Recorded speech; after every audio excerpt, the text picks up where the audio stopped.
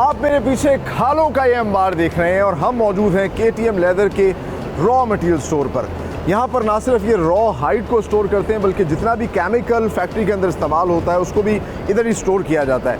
अच्छा, जो raw hide है जिसको रॉ स्किन कहते हैं, ये दो हिस्सों में इसको सेग्रीगेट करके रखते हैं। एक तो काऊ लेदर है जो ज़्यादा इस्तेमाल होती है क्योंकि बकरा ईद पर ज़्यादातर काऊ का लेदर जो है वो यहाँ आता है, और दूसरी जानिब जो है बफलो हाइड जो है उसको अलग स्टॉक किया जाता है। ये मेरे पीछे जो आप पाइल्स देख रहे हैं, हर पाइल के अंदर तकरीबन 80 से 100 के करीब जो है खालें जमा की जाती हैं। इनको पहले से सॉल्ट लगा होता है और जब ये यहाँ पर रखते हैं इसको तो 2 से 4 दिन के अंदर सॉल्ट की वजह से तमाम तर मॉइस्चर खाल से निकल आता है। अच्छा, आम तौर पे तसव्वुर किया जाता है कि यहाँ पे बहुत ज़्यादा स्मेल होती है और होनी भी चाहिए, लेकिन इंटरेस्टिंग पार्ट इज़ इन्होंने शहर से बाहर इसको लगाया है और यहाँ वेंटिलेशन का इतना बेहतरीन इंतज़ाम किया है। बड़े बड़े फ़ैन्स लगे हुए हैं, हवा क्रॉस हो रही है जिसकी वजह से आपको वो दिक्कत नहीं होती जो शायद आम टैनरीज़ के अंदर हो। तो यहाँ सबसे पहला प्रोसेस होता है डिसॉल्टेशन का। वो कैसे होता है ये आपको दिखा दूँ। फैक्ट्री भेजने के लिए जो माल तैयार किया जाता है उसको सबसे पहले ट्रिमिंग के प्रोसेस से गुजारा जाता है, जिसमें जानवर की जो खाल होती है, जिसमें एक्सेसिव मटेरियल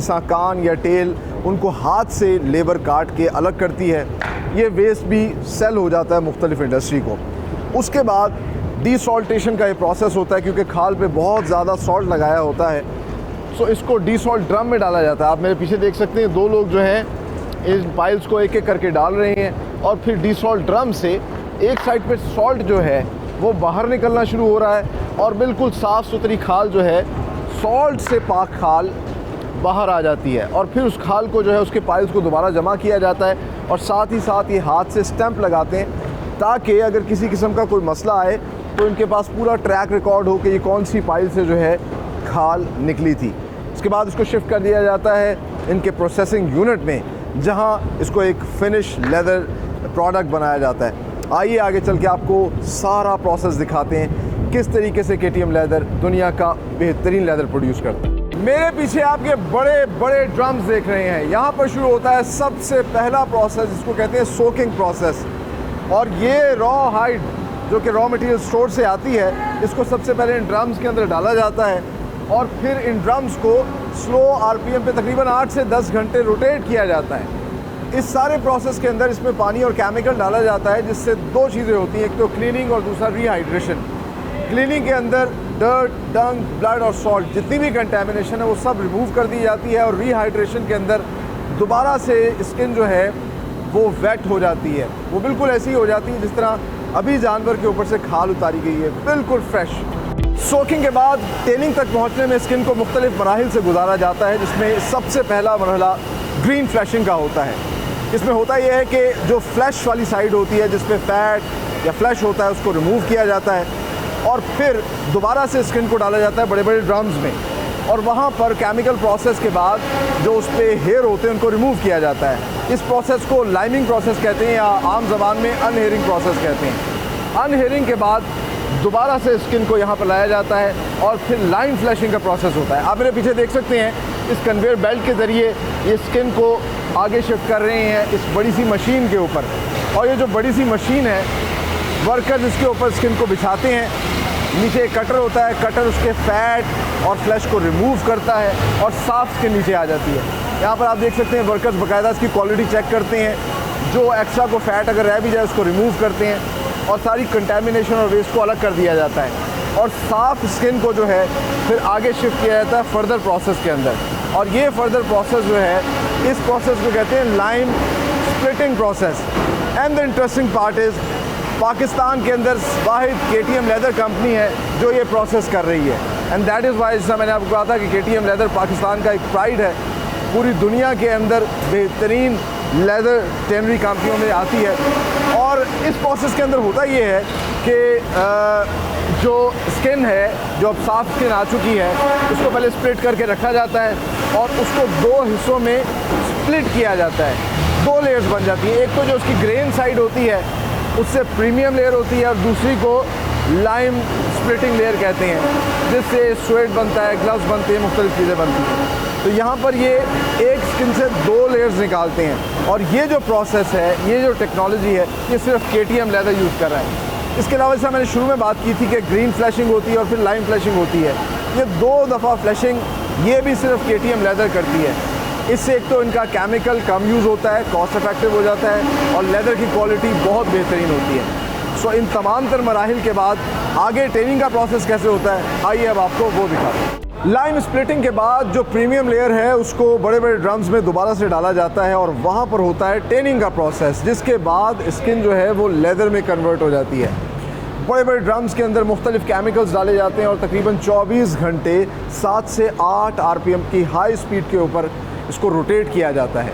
और एक बहुत ही अहम चीज़ में डाली जाती है, वो होती है क्रोम मेटल, जिसके बाद जो लेदर बाहर आता है, जिस तरह कि आप देख सकते हैं ब्लू कलर, इसको ब्लू वेट लेदर कहते हैं और ये बाहर आता है। ब्लू वेट लेदर की ग्रेडिंग के बाद अब मरहला शुरू होता है क्लाइंट की रिक्वायरमेंट के मुताबिक उसकी थिकनेस, उसका सब्सटेंस, उसका कलर, इन तमाम तर चीज़ों में लेदर को ढालना। और आप मेरे पीछे जो मशीन्स देख रहे हैं, यहाँ पर सबसे पहले प्रोसेस होता है सेमिंग का। ब्लू वेट लेदर क्योंकि वेट होता है तो उसका 50% मॉइस्चर रिमूव किया जाता है ताकि अगली मशीन्स पर जो है लेदर अच्छे से परफॉर्म कर सके। और हमने आपको पहले दिखाया था लाइन स्प्लिटिंग का एक प्रोसेस था, 2 लेयर्स में जो है स्किन को स्प्लिट किया जाता था। अब यहाँ पर लेदर को जो है 2 हिस्सों में स्प्लिट किया जा रहा है और जो ऊपर की प्रीमियम लेयर है जिस पे ग्रेन्स होते हैं उसको क्लाइंट की रिक्वायरमेंट के मुताबिक उसकी थिकनेस चेक की जाती है।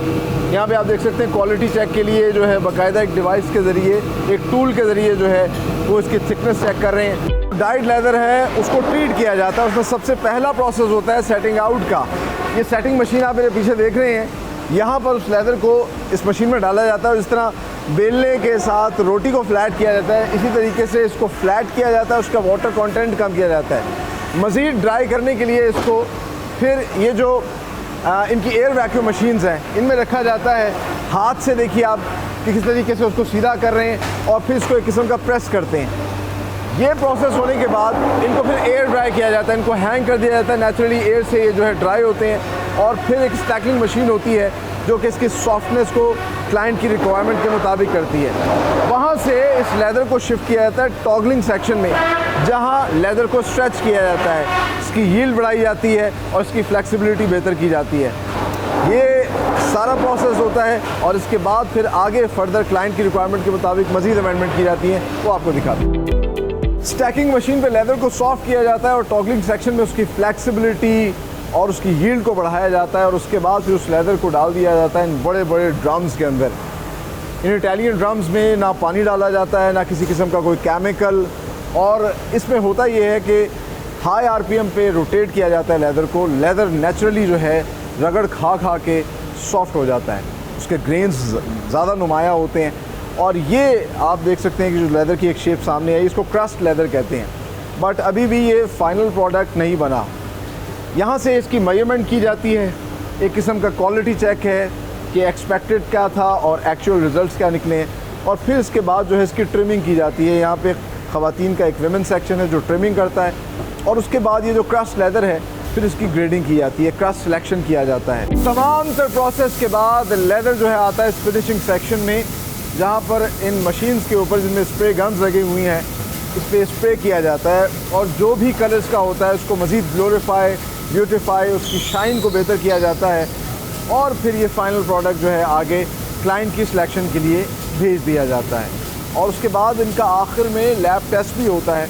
ये सारे प्रोसेस भी हम आपको दिखाते हैं। लेदर की कलर ग्लोरिफिकेशन और उसकी शाइन के बाद जो है क्लाइंट की रिक्वायरमेंट के मुताबिक उसके पैटर्न को भी इम्बोज किया जाता है। जिस तरह कि आप देख सकते हैं बिल्कुल प्लेन लेदर है और यहाँ पर इन्होंने एक फर्मा लगाया हुआ है जो उस पर ग्रेन्स डालेगा, तो एक साइड से इस पर डाला जाता है और फर्मे के मुताबिक इस तरह का भी पैटर्न क्लाइंट को चाहिए होता है। इस तरह ये एक अलग छोटे छोटे ग्रेन्स का फर्मा है, वो बड़े ग्रेन्स का फर्मा है, इसमें से गुजरेगा और उसके बाद जो है एक पैटर्न इम्बोस हो जाएगा